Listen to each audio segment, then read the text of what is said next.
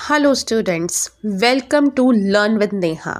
आज हम business studies का एक बहुत ही इम्पॉर्टेंट टॉपिक डिस्कस करेंगे, difference between centralization and decentralization. ये टॉपिक जो है वो बोर्ड में 5 मार्क में डायरेक्टली पूछ लिया जाता है, तो इस वीडियो को एंड तक ज़रूर देखिए। ठीक है, सबसे पहले हम दोनों का मीनिंग समझते हैं। सेंट्रलाइजेशन का मतलब होता है कि decision making authority remains with the top level, कि सारी डिसीजन मेकिंग अथॉरिटी है वो टॉप लेवल के पास ही रहती है। डिसेंट्रलाइजेशन का मतलब होता है अथॉरिटी जो है वो हम सिस्टमैटिकली डिस्ट्रीब्यूट कर देते हैं टू ऑल द लेवल्स। ठीक है, तो दैट मीन्स सेंट्रलाइजेशन में पावर जो है वो टॉप लेवल के पास रहती है और डिसेंट्रलाइजेशन में पावर जो है वो हर लेवल को इवनली डिस्ट्रीब्यूट कर दी जाती है। अब हम डिफरेंस को बेसिस वाइज समझेंगे। फर्स्ट बेटा अथॉरिटी के बेसिस पे, सेंट्रलाइजेशन में जो है अथॉरिटी है वो टॉप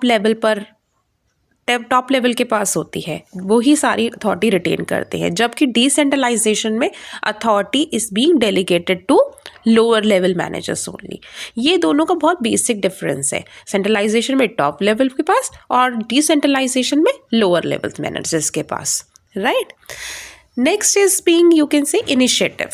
दैट इनिशिएटिव में सेंट्रलाइजेशन में क्या होता है, एम्प्लॉयज़ का इनिशिएटिव कम होता है।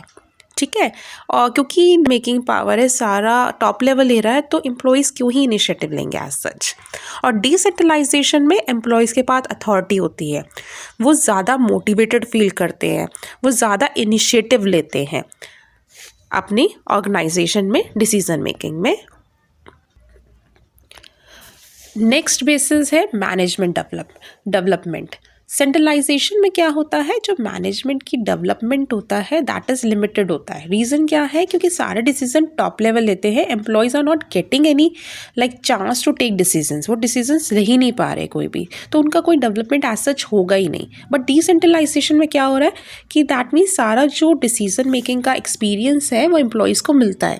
ठीक है, जो कि फ्यूचर मैनेजर्स हमारे ऑर्गेनाइजेशन के लिए दे कैन बी राइट, और हमें फ्यूचर में वो हेल्प कर सकते हैं with their manager skill which they are being learning in their operation their work. Next है बेटा सूटेबिलिटी। सूटेबिलिटी सेंट्रलाइजेशन है में जो है सेंट्रलाइजेशन है वो स्मॉल ऑर्गेनाइजेशन के लिए सूटेबल है, क्योंकि वहाँ पे जो ऑपरेशंस हैं वो काफ़ी लिमिटेड होती हैं।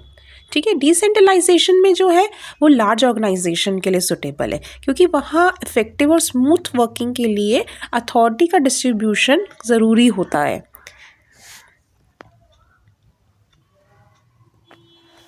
नेक्स्ट बेसिस है डिसीजन मेकिंग। सेंट्रलाइजेशन में जो डिसीजन मेकिंग है वो काफ़ी डिले हो जाता है, क्योंकि सारा कुछ जो है approval that required the approval of top level. हर कोई जो भी काम है, कोई भी डिसीजन लेना है, कोई भी वर्क है, वो टॉप लेवल से अप्रूवल होके ही होगा, जबकि डिसेंट्रलाइजेशन में अथॉरिटी जो है पावर है वो लोअर लेवल तक है, राइट। तो इसलिए क्विक डिसीजन पॉसिबल होता है। तो that means you can write कि सेंट्रलाइजेशन में डिले होता है because everything has to be approve by top level, लेकिन डिसेंट्रलाइजेशन में क्विक डिसीजन मेकिंग होता है, पॉसिबल होता है। Next exam tip. अब बहुत इम्पोर्टेंट एक बोर्ड एग्ज़ाम टिप्स आपको मैं दे रही हूँ, राइट। सबसे पहले जब भी डिफरेंस का क्वेश्चन आएगा 5 मार्कर में, तो आपको हमेशा टेबुलर फॉर्म में लिखना है, और अगर आप सिर्फ 5 पॉइंट्स भी लिखते हैं with the basis that will be fine, वो बिल्कुल ठीक रहेगा। ठीक है, और कीवर्ड जैसे अथॉरिटी, इनिशिएटिव, मैनेजमेंट डेवलपमेंट ये यूज़ करिए ज़रूर। तो अगर आप ये फॉर्मेट फॉलो करते हो तो आपके लिए फुल मार्क स्कोर करना इजी हो जाता है, और कभी कभी 3 मार्क में भी ये क्वेश्चन आ सकता है, तो that you have to prepare at least 5 points will be fine for you.